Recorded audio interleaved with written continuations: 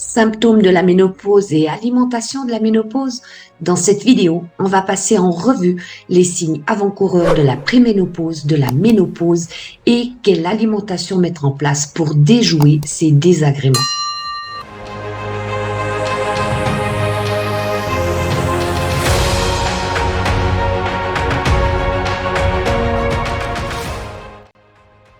Bonjour et bienvenue, je suis Anne-Marie André, coach holistique, praticienne en EFT et en micronutrition.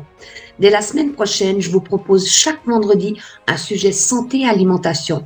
Vous trouverez également d'autres contenus en me suivant sur mes réseaux sociaux Facebook, Instagram, TikTok et également en vous abonnant à ma newsletter avec un cadeau de bienvenue, un superbe e-book sur les techniques de respiration comme par exemple la cohérence cardiaque, règle d'or pour améliorer sa santé. Bienvenue à la préménopause, la périménopause et jusqu'à la ménopause. On va voir une baisse des hormones sexuelles, de la progestérone, des œstrogènes, et toute cette baisse d'hormones va engendrer différents signes et différents désagréments qui vont faire souffrir beaucoup de femmes, plus ou moins selon leur profil hormonal. Alors, quels sont ces symptômes avant-coureurs de la ménopause et qui vont durer plusieurs années ? Tout d'abord, le plus connu, les fameuses bouffées de chaleur qui peuvent aussi engendrer des sueurs nocturnes avec vraiment beaucoup de difficultés à supporter. Ça perturbe beaucoup le sommeil, ça peut faire des draps trempés, donc des bouffées de chaleur qui sont difficiles à vivre aussi dans la journée et qui sont liées à la baisse des œstrogènes et de la progestérone. On a aussi une prise de poids qui est fréquente à la ménopause et notamment la prise de graisse abdominale. Le corps change, il peut y avoir de l'insomnie, de l'irritabilité, une baisse de morale, de la déprime et de la nervosité. Tout ce qui va être neuropsychique qui pourra être perturbé. On pourra avoir de la fatigue, une baisse de libido dont beaucoup de femmes se plaignent à la ménopause. Il y a également la sécheresse vaginale et ses conséquences comme par exemple les vaginites. Tout ce qui va être lié au confort de l'appareil génital. On peut avoir de la rétention d'eau, des varices, des hémorroïdes dans certains cas. Il va y avoir de la pilosité, une chute de cheveux, une peau grasse, des pores dilatés, j'y reviendrai, et également un risque accru d'ostéoporose, d'arthrose, une fragilité des ligaments, des tendons et des os. Il faut savoir qu'il y a plusieurs scénarios hormonaux sur plusieurs types de ménopause selon votre profil. On va voir certaines personnes qui vont bien transformer leur testostérone en œstrogène et cette transformation s'appelle l'aromatase. Et oui, parce que la baisse des œstrogènes et la progestérone, eh bien, il va y avoir une prédominance de la testostérone. Et si cette testostérone se transforme bien en œstrogène, finalement, c'est gagné parce qu'on n'aura pas trop de testostérone. On va y revenir. Et on retrouve de l'œstrogène. Donc, c'est ça qui fait que dans ce scénario-là, de bon aromatase signifie qu'on aura peu de signes qu'ils seront moins marqués. Il n'y aura pas de problème de pilosité, de chute de cheveux. Et les autres signes seront peu intenses, à l'inverse de certaines femmes qui auront une mauvaise aromatase. C'est-à-dire que leur testostérone ne se transformera pas bien en œstrogène et donc elles vont avoir une prédominance de testostérone, ce qui va donner chez ces femmes-là une pilosité, comme sur la moustache ou d'autres zones du corps, une chute de cheveux également, une peau qui va devenir plus grasse avec des pores plus dilatés. Tout ça va être lié à la domination androgénique. Et enfin, dernier cas qui est plus rare, c'est quand on a à la fois pas beaucoup de testostérone et pas beaucoup d'œstrogène. Et dans ces cas-là, les femmes vont être plus maigres et avoir beaucoup plus de sécheresse.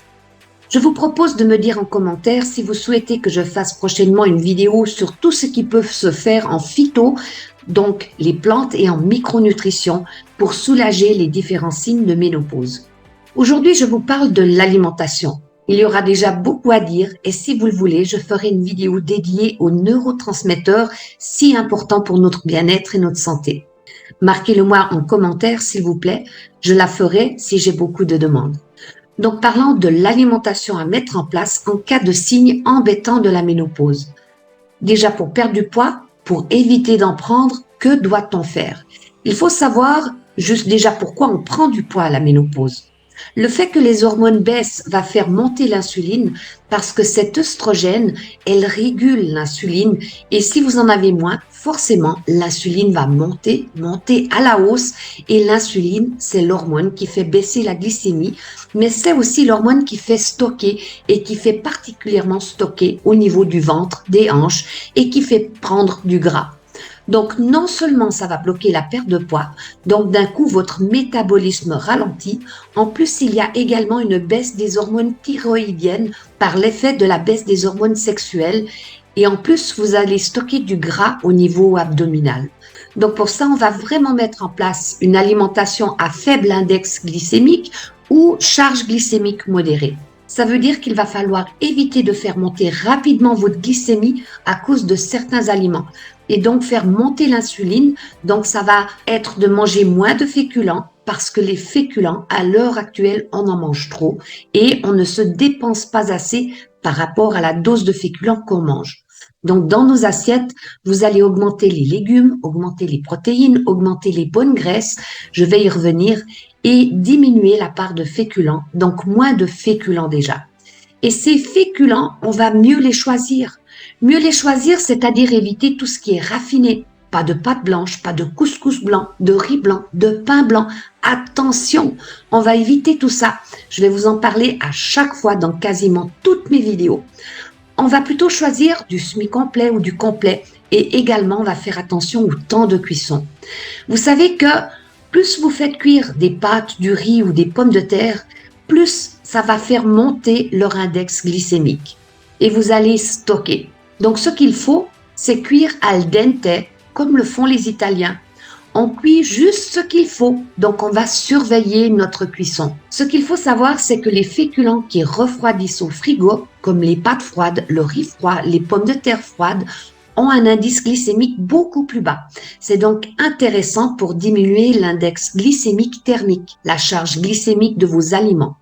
Vous avez également la possibilité de rajouter des légumes, des protéines, des bonnes graisses, des graines, des légumineuses comme les pois chiches dans le riz ou des lentilles ou des graines. Ça va faire baisser l'indice glycémique en complexifiant la digestion.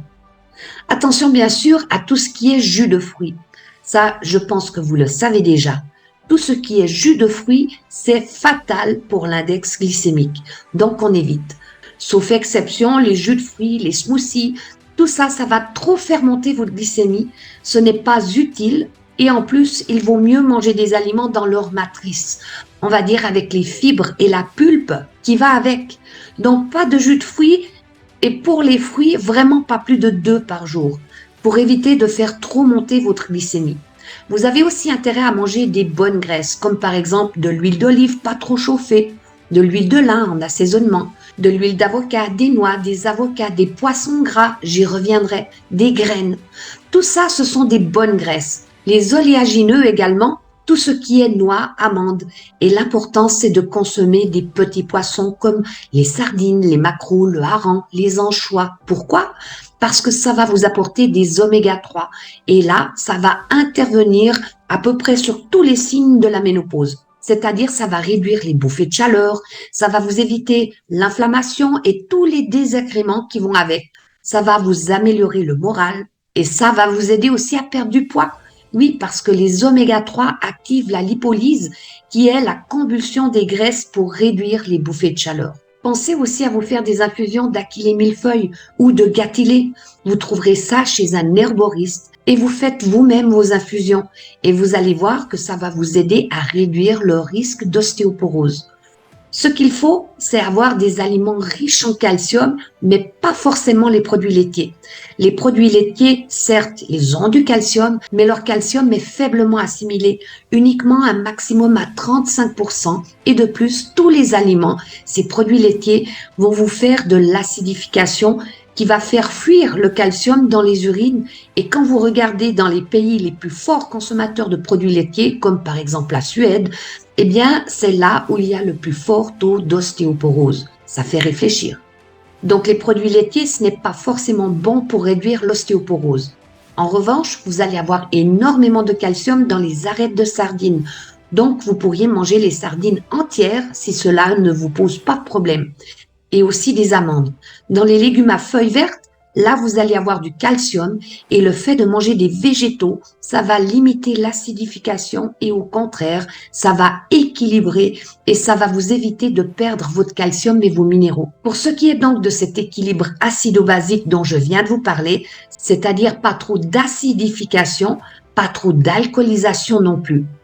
Pour un bon équilibre, vous trouverez sur Internet l'indice PRAL sous PDF. Il y en a un peu partout. Il vous suffit d'aller chercher sur Google et ça va vous permettre de vous rendre compte des aliments les plus acidifiants. Je ferai une vidéo sur ce sujet et je vous montrerai quelles charcuteries et protéines animales sont les plus acidifiantes et quels légumes sont les plus alcanisants pour éviter la déprime, l'irritabilité, les problèmes neuropsychiques, d'humeur, etc. Il va être important de mettre en place une alimentation chronobiologique. Vous avez certainement déjà entendu parler de la chrononutrition. C'est le docteur Delabos.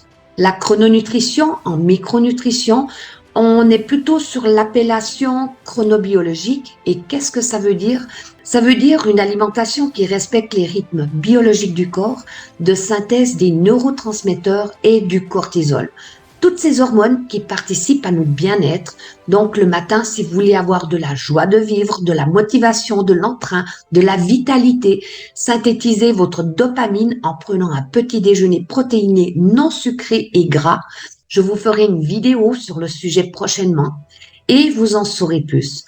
Mangez des sources de tyrosine, les protéines donc, et évitez le sucre le matin. Et au fur et à mesure de la journée, vous allez faire l'inverse. C'est-à-dire un goûter où vous allez plutôt manger sucré, mais naturellement sucré. Il ne s'agit pas de manger des pâtisseries, sauf exception. Donc c'est quoi?